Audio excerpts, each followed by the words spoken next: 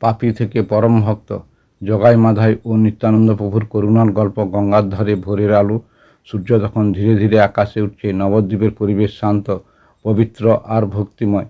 এই পবিত্র ভূমিতেই প্রায় 500 বছর আগে অবতীর্ণ হয়েছিলেন করুণার সাগর নিত্যানন্দ প্রভু। তিনি ছিলেন ভগবান বলরামের অবতার, অসীম শক্তির অধিকারী, কিন্তু তার থেকেও বড় অসীম দয়ার আধার।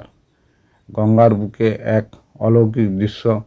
একদিন নিত্যানন্দ প্রভু গঙ্গার জলে ভাসছেন, মুখে মৃদু হাসি, চোখে অদ্ভুত শান্তি। চারপাশে ভয়ঙ্কর কুমির ঘুরছে, কিন্তু আশ্চর্য, কোনো ভয় নেই, কোনো অশান্তি নেই। কারণ যেখানে ভগবানের করুণা থাকে সেখানে ভয়ও হার মানে। অন্যদিকে অন্ধকারে ডুবে থাকা দুই প্রাণ এই নবদ্বীপে বাস করত, দুই ভাই জগাই ও মাধাই। তাদের নাম শুনলেই মানুষ ভয়ে কাঁপত। মদ্যপান, লুটপাট, নির্যাতন, কোনো পাপই তারা বাদ দেয়নি। মানুষ তাদের দেখলেই রাস্তা বদলে নিত।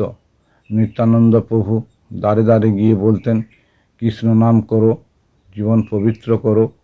একদিন তিনি এসে দাঁড়ালেন জগাই মাধাইয়ের সামনে, নরম কণ্ঠে বললেন, ভাই, এই পথ ছেড়ে দাও, একবার কৃষ্ণ নাম নাও, সব বদলে যাবে। কিন্তু পাপের অন্ধকার ঢেকে থাকা মন সেই আলো সহ্য করতে পারল না।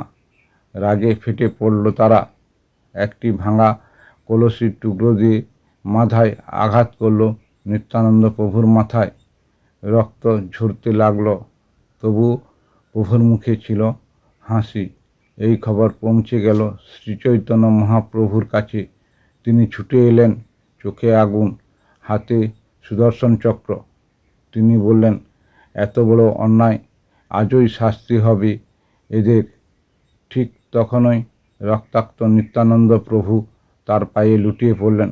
প্রভু, ওরা জানে না, ওদের ক্ষমা করুন। এই কথা শুনে সবাই স্তব্ধ। মহাপ্রভুর রূপ দেখে জগাই মাধাই কেঁপে উঠল। তাদের চোখে জল এসে গেল। তারা কাঁদতে কাঁদতে বলল, আমাদের ক্ষমা করুন, আমরা ভুল করেছি।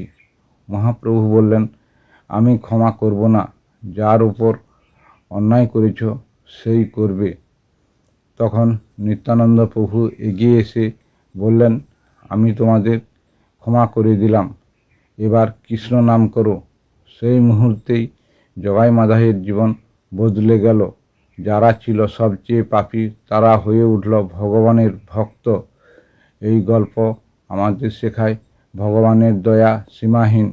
সে যত বড় পাপী হোক, একবার নাম নিলেই তার জীবন আলোয় ভরে যায়। হরি বল, হরি বল, হরি বল, হরে কৃষ্ণ, রাধে রাধে। এই রকম দেবদেবীর ভিডিও পেতে লাইক, কমেন্ট ও শেয়ার করুন। সাবস্ক্রাইব করে আমাদের পাশে থাকুন। সবাইকে নমস্কার ও ধন্যবাদ জানাই সঙ্গে থাকার জন্য। রাধে রাধে, হরি বল, হরে কৃষ্ণ।